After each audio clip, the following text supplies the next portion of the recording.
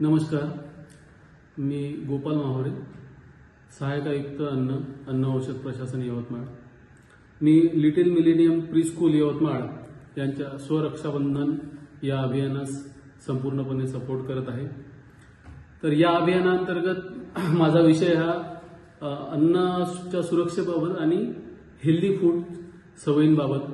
तर मुलांमध्ये हेल्दी फूडच्या सवयी रुजवण्याकरिता महत्त्वाचे मी जे ऑब्झर्व केलेलं आहे, तर त्यामध्ये आपल्या आहारामध्ये महत्त्वाचं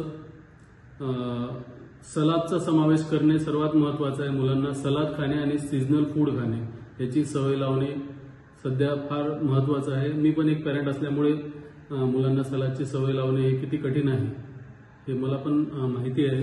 पण आपण जर स्वतःच्या आहारात सलाद आणि स्प्राउट आणि सीझनल फळांचा समावेश केला तर मुलांना पण ती सवय लागेल।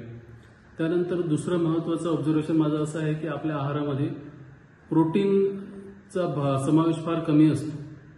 तर त्यामुळे व्हेजिटेरियन नॉन व्हेजिटेरियन आपण जे काही असेल त्यामध्ये जे सोर्सेस अवेलेबल असतील, जर नॉन व्हेजिटेरियन असाल तर प्रोटीनचे भरपूर सोर्सेस अवेलेबल आहेत। सर्वात महत्त्वाचं एग्ज आहे, चिकन आहे, आणि व्हेजिटेरियन असाल तर पनीर आणि इतर आहे।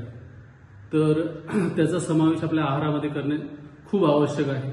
या दोन गोष्टींचा आपण आपल्या स्वतःच्या आहारामध्ये बदल केला आणि मुलांना भरपूर दिवसभर पाणी पिण्याची सवय लावली तर या 2-3 गोष्टींमुळे मुलांचं सर्वांगीण आरोग्य आणि पुढच्या आयुष्याच्या दृष्टीने खूप चांगलं त्यांना आयुष्य लाभेल।